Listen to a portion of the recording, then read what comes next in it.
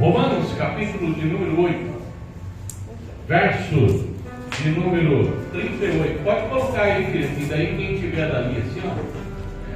Já veio, pessoal. Verdade. Romanos, capítulo de número 8, verso de número 38. Aleluia!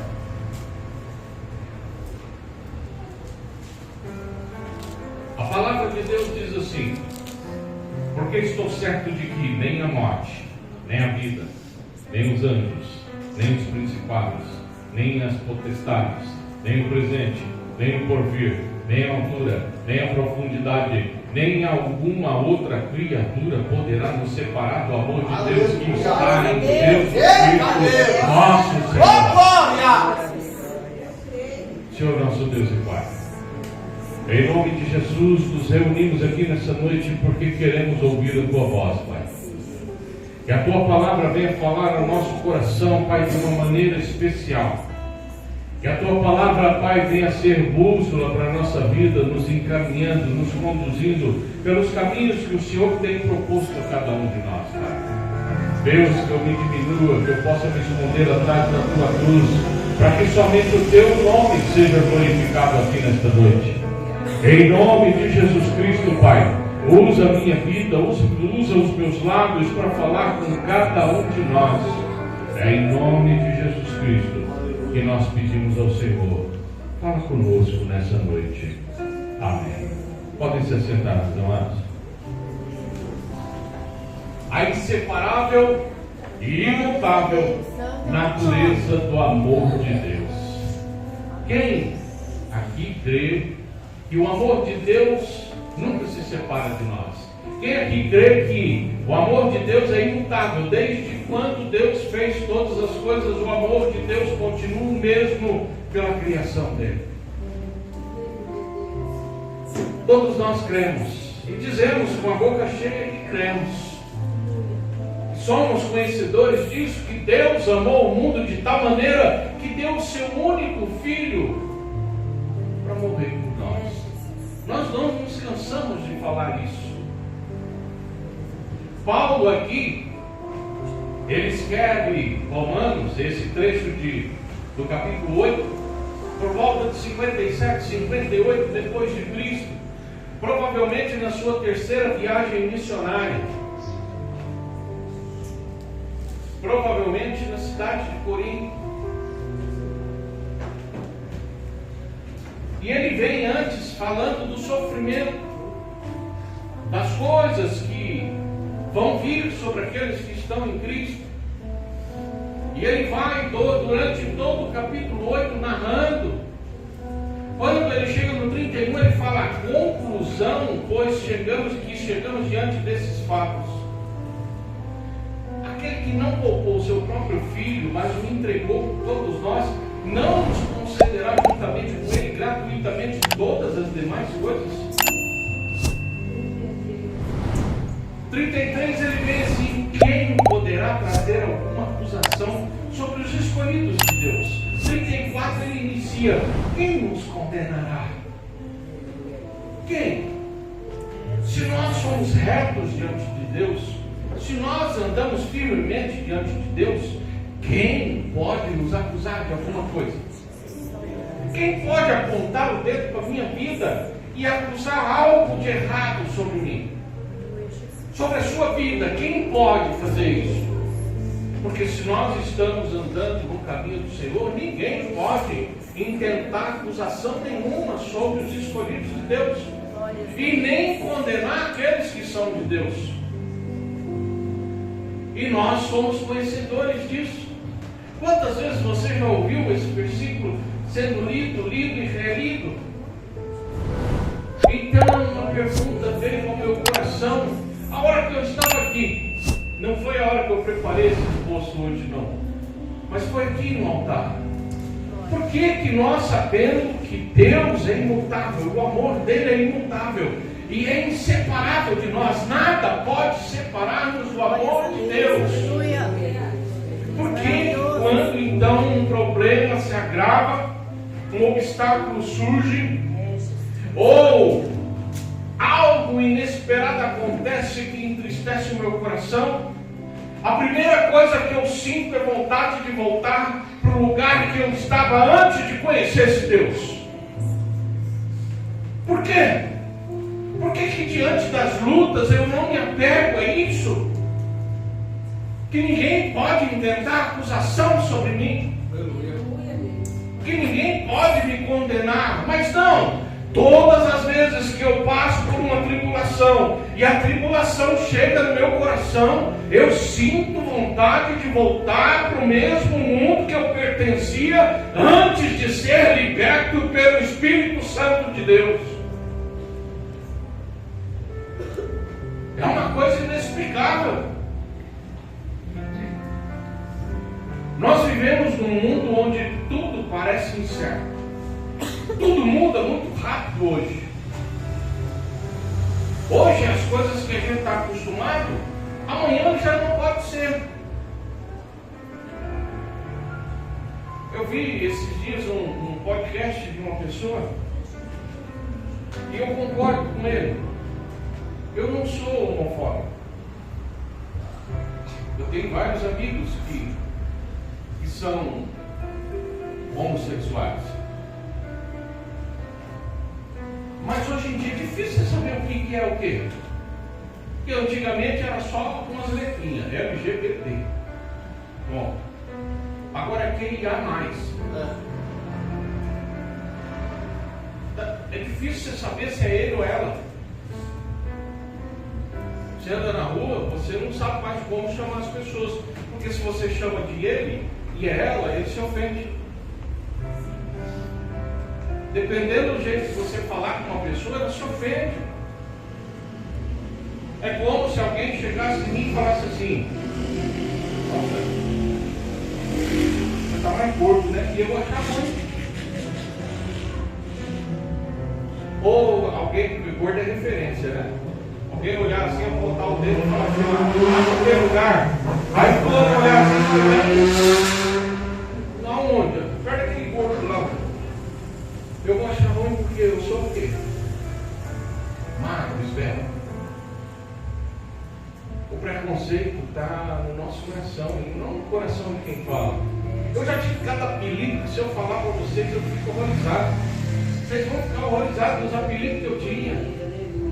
Cabeção, pezão, eita! E outras coisas que não convém falar. Sabe aquele urinol do banheiro masculino da escola, aquele urinol grandão assim? Eu era jogado naquilo lá todo dia, dentro daquilo lá, e nunca fiquei traumatizado.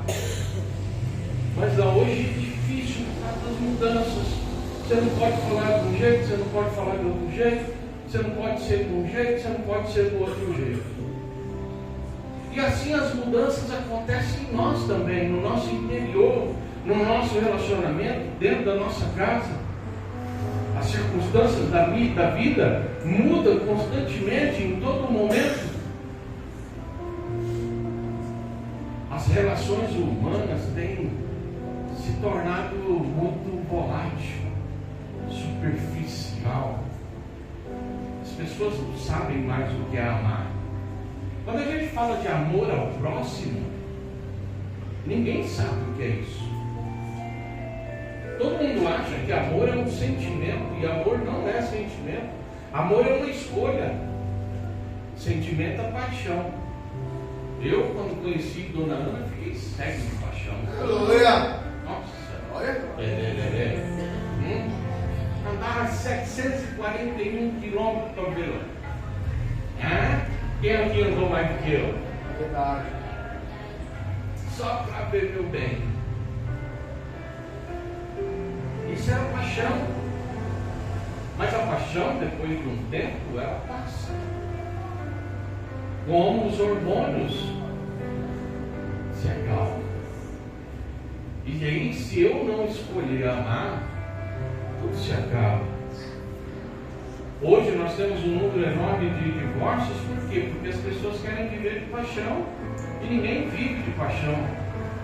Nós vivemos de amor, de amar, de escolher amar o próximo, de escolher amar o cônjuge e renunciar a todas as coisas que tem por aí. Então tudo muda nos dias de hoje muito rápido. E diante dessas incertezas, Paulo, ele nos oferece algo sólido, algo reconfortante. Ele nos assegura que nada pode nos separar de Deus. Nada pode nos separar desse amor que está em Cristo Jesus. Essa mensagem é como uma âncora que firma o navio no porto. Ela tem que ser uma âncora na nossa vida para firmar a nossa fé, especialmente nos dias de adversidade, nos dias de luta, nos dias de tristeza, de dor. Eu gosto da Bíblia porque ela não esconde. A Bíblia, se fosse algo assim, o povo fala que a Bíblia foi escrita para iludir as pessoas. Como um livro pode iludir alguém se a maior parte da Bíblia é contando as falhas do ser humano? Quando nós olhamos lá para Êxodo, nós temos um exemplo claro do que acontece nos dias de hoje na igreja. Não é no mundo, não, é conosco. Êxodo capítulo 14, verso 11, verso 12. Êxodo capítulo 16, verso 13. Números 11, 4, 6. Números 14, 1 e 4. Todos eles falam a mesma coisa, que quando o povo se viu atribulado, eles sentiram vontade de voltar para o Egito, para a vida que tinham antigamente. Como era bom comer cebola. Quem aqui já deu uma mordida numa cebola achando que era maçã? Como é que pode uma pessoa sentir saudade disso? Comer cebola. E lá não era aquele bife contra filé cebolado, não. Era cebola. Mordida assim, próprio. Aleluia. Como pode? E aí eu faço essa pergunta para nós: como pode eu querer voltar para o mundo que eu tinha de sofrimento, de solidão, de amargura, de incapacidade? Porque eu sempre falo, desde quando eu me converti, há 19 anos, que eu só conheci o amor, só conheci Deus quando eu fui apresentado a Jesus Cristo. Que eu só senti paz no meu coração quando eu conheci Cristo. Que eu só me senti gente quando eu conheci Jesus Cristo. E como pode, quando a gente está muito atribulado, a gente querer bater o pé igual o menino pequeno e falar assim: vou voltar para onde eu estava. Lá era melhor do que aqui. Quem nunca pensou isso aqui? Eu não sou melhor do que ninguém. Já pensei isso diversas vezes. Vou abandonar o pastorado. Não quero mais saber de ser pastor. Não quero mais saber de igreja. Quando eu vim para São Paulo, eu vim com esse pensamento: não quero saber de igreja, não quero saber de crente, não quero saber de pastor, não quero saber de nada.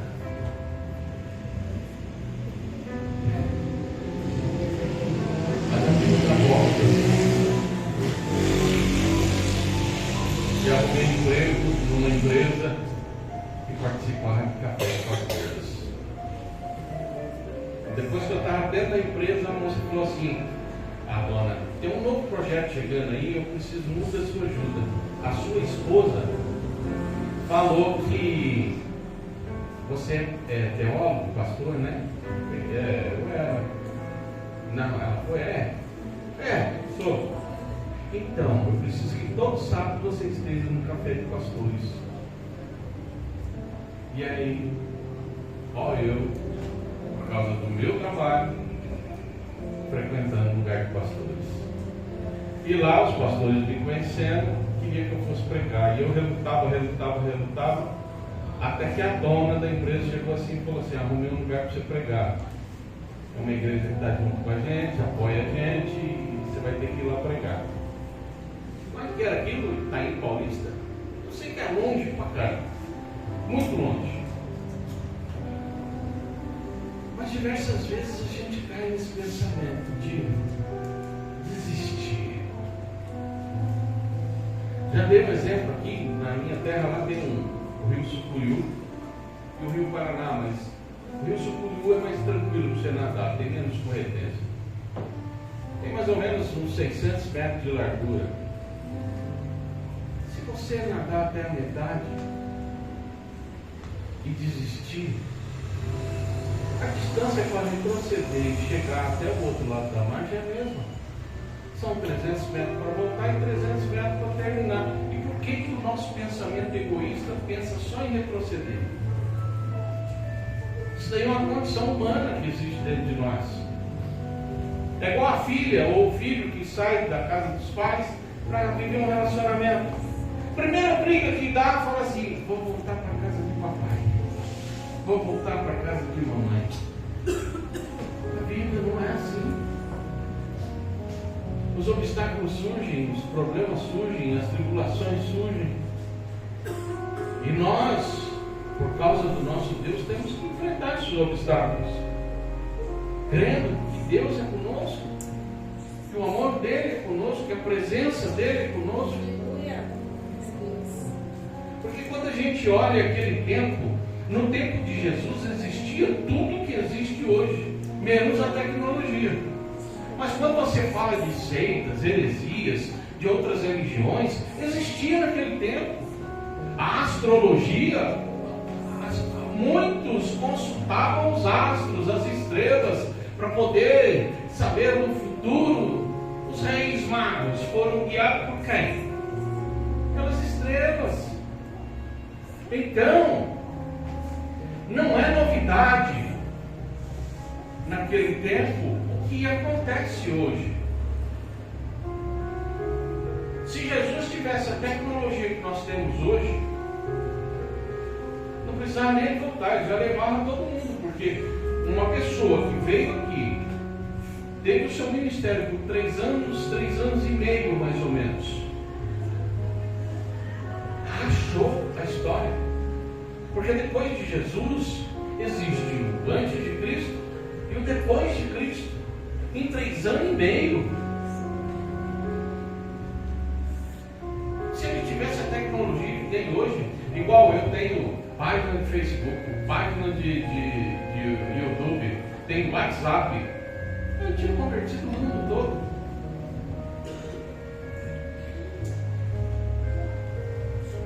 E aí a gente esquece de explorar esse amor todos os dias,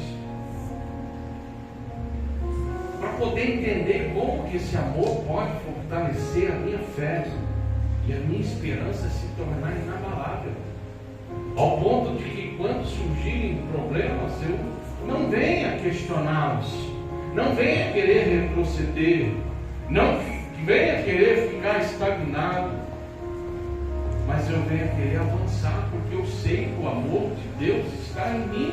Aleluia. E tem abençoado todos os dias. O amor de Cristo por nossa vida é absoluto, é eterno, inabalável. Ele nos oferece segurança, esperança, independentemente das circunstâncias que estejamos enfrentando. Não importa a situação que você esteja vivendo. Apesar de nós sermos uma igreja pequena, eu não sei o problema de todo mundo aqui, mas Cristo sabe e Ele garante que nós somos mais do que vencedores. O versículo 37 do capítulo 8 diz o quê? Todas as coisas, em todas as coisas, nós somos mais do que vencedores. Por que eu me desanimo tanto? Então, se eu tenho isso dentro do meu coração, que eu sou mais, ser vencedor já é bom. O que é? Eu sempre me pergunto isso, nunca fiz uma exegese dessa frase, mas o que é ser mais do que vencedor? Glórias a Deus. É algo extraordinário, algo sobrenatural. E nós não nos damos conta disso. Que é algo sobrenatural que foi derramado sobre a nossa vida. Tudo que eu estiver passando, eu tenho que pôr no meu coração que em todas essas coisas eu sou mais do que vencedor. Mas então, fazer para crer realmente nisso? Em primeiro lugar, eu tenho que ter confiança em tempos de adversidade. Quando nós enfrentamos dificuldades, seja doença, perda, desafios emocionais, nós podemos confiar que o amor de Deus nos sustenta, que esse amor não nos abandona, mesmo nos momentos mais difíceis. Em vez de nos desesperarmos, nós podemos nos agarrar nessa verdade, confiante de que nós somos protegidos, amados, cuidados por Deus. Deus tem um cuidado especial por nós. Pastor Antônio, antes do dízimo, ele estava falando comigo sobre um livro meu que ele está lendo, que conta a história da minha vida até a conversão. Eu tinha tudo para dar errado. E hoje eu vejo a mão de Deus trilhando, me protegendo, me livrando de muitas coisas que eu não merecia nunca. Mas Ele fez por amor à nossa vida. E eu vejo Ele fazendo a mesma coisa com todas as pessoas, independente se aceitaram ou não aceitaram Jesus Cristo. Eu sempre vejo a mão poderosa de Deus livrando de alguma forma. Quantos e quantos bandidos a gente vê? A gente tem um ditado popular, eu acho que tem aqui, eu já ouvi aqui em São Paulo, já ouvi. Vaso ruim não quero. E eu não vejo dessa forma, eu vejo Deus protegendo aquela pessoa para ver se ela toma vergonha na cara e melhora a vida dela. Porque quantas é impossível uma pessoa ser livre tantas vezes e não se dá conta de que algo sobrenatural tem acontecido para ela ser livre tantas as vezes assim. Em segundo lugar, nós temos que nos libertar do nosso medo. O medo que muitas vezes nos paralisa. O medo que muitas vezes faz a gente retroceder. O medo de enfrentar os problemas. Mas os problemas são meus. Eu sempre falo para as pessoas o seguinte: por mais que eu ame as pessoas, por mais que eu ame vocês, o deserto é seu. O deserto é meu. Por mais que você me ame, o deserto é meu. E não adianta eu ficar recuando, porque sempre o deserto, para eu enfrentar, vai estar à minha frente. Por mais que eu retroceda, por mais que eu vá para o meu passado, por mais que eu volte para a vida que eu tive, o deserto está lá. E para eu conquistar as minhas vitórias, eu tenho que atravessar esse deserto, porque senão eu não vou conseguir. Não tem como eu pegar a minha cruz e dar para o pastor Antônio e pegar a dele e começar a carregar. Aquele que quiser vir após mim, negue a si mesmo, tome a sua cruz e siga-me. No mundo tereis aflição, mas tende bom ânimo. Eu venci o mundo. A maioria das vezes a gente retrocede por medo de perder. Perder coisas que julgamos ser importantes para nós. Nossa saúde, nossa segurança, nossos entes queridos. Em Romanos 8, 38 e 39, ele nos liberta desse medo, lembrando-nos que, apesar das incertezas da vida, o amor de Deus é constante e imutável. Esse amor nos dá coragem para enfrentar os desafios da vida com confiança. Em terceiro lugar, nós temos que sempre arrumar motivo para viver em amor.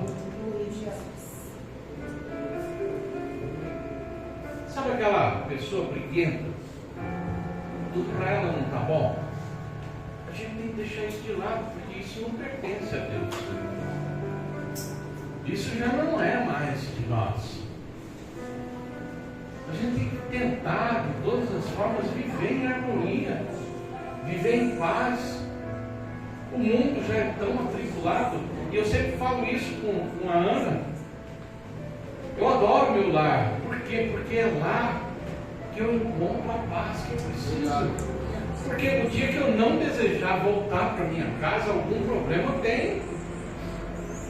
Eu vejo pessoas que falam assim: não vejo a hora de chegar no final de semana para mim jogar uma bolinha, para mim ir para o barzinho com os amigos. Eu detesto isso. Primeiro que eu sou pão duro, né? A conhece muito bem, sou pão duro. Segundo que eu adoro a minha casa. Pergunta para ela que dia que eu fui no cinema com ela. Eu não vou no cinema. Eu acho, primeiro, uma perda de tempo. Segundo, que eu falo assim: meu Deus, eu tenho uma cama maravilhosa, uma esposa maravilhosa, uma televisão maravilhosa no meu quarto, uma brisa que eu abri na janela, eu sinto ela. Eu vou no cinema fazer o quê? Aí, um dia nós fomos lá na bilheteria dar uma olhada. O balde de pipoca é 30 conto, filho. 30 conto, dá para você comprar 2 quilos de pipoca, de meio de pipoca. Dá para você encher um caminhão de tanta pipoca que você vai estourar.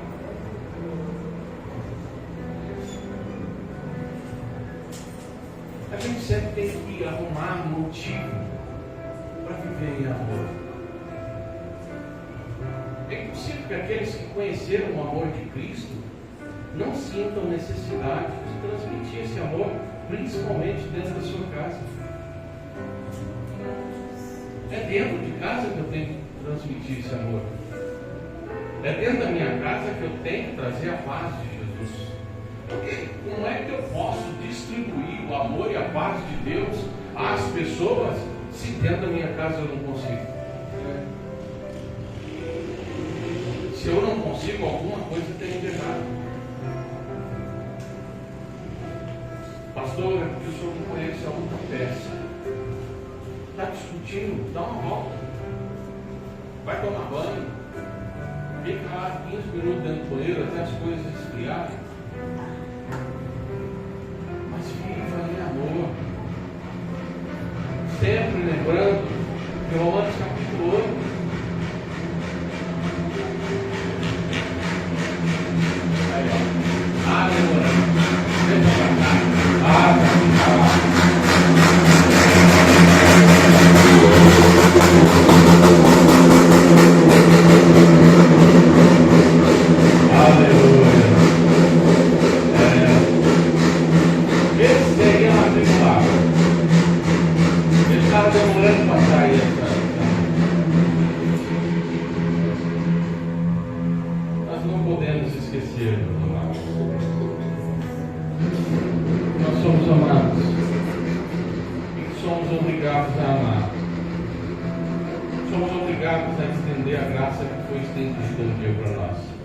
Somos obrigados a estender a misericórdia que um dia foi estendida para nós, mesmo nas situações difíceis, mesmo nesses momentos. Quando eu pastoreava lá na minha cidade, eu era responsável pelos cultos fúnebres da cidade. Procurava uma igreja.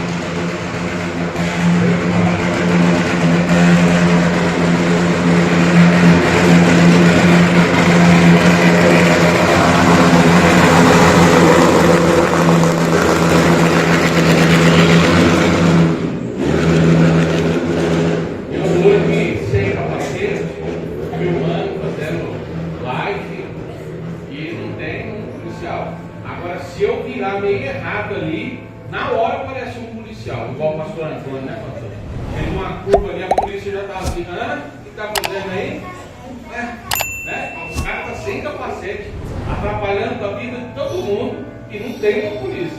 Mas se eu fizer uma correção errada, a polícia aparece. Jesus me abraça, Pai. Verdade.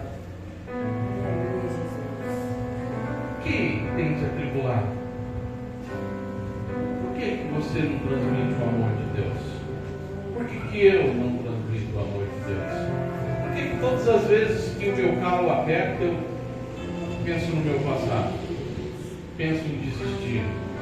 Penso em jogar a toalha, como diz alguns? Por que eu não ponho no meu coração que, mesmo diante das incertezas, das tribulações, Deus está comigo em todos os momentos? Por que eu me estendo a graça de Deus, a misericórdia de Deus, o amor de Deus, principalmente para aqueles que estão próximos a mim?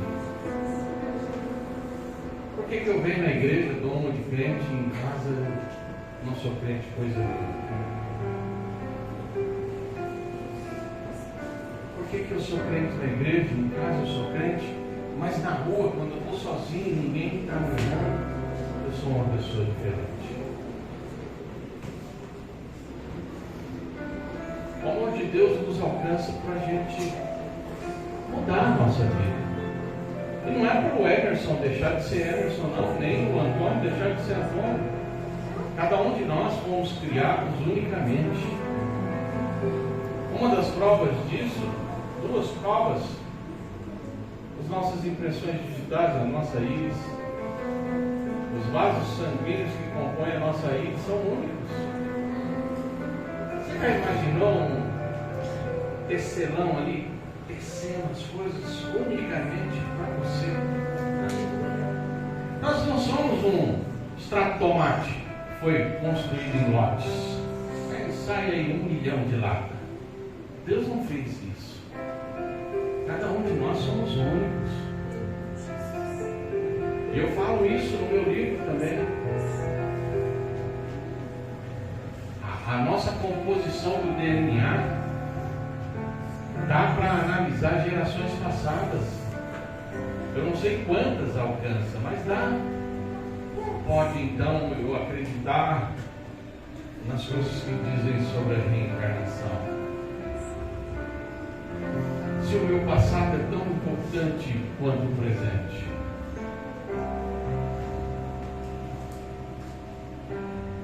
Ame a Deus, sinta o amor de Deus e saiba, como diz no versículo 38 e 39, portanto, estou seguro de que nem a morte é o final de todas as coisas, nem ela, nem a vida, nem os anjos, nem os demônios. A gente arruma desculpa para tudo. Satanás está furioso comigo, Satanás tem me atrapalhado, Satanás tem me impedido. Ele não pode fazer isso.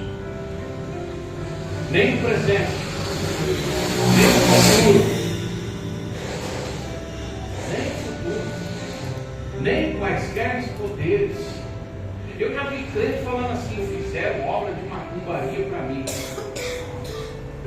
Então, você não aceitou Cristo, porque nada me atinge, praga nenhuma chegará à minha tenda. 1000 cairão ao meu lado, 10.000 à minha direita, eu não vou ser atingido.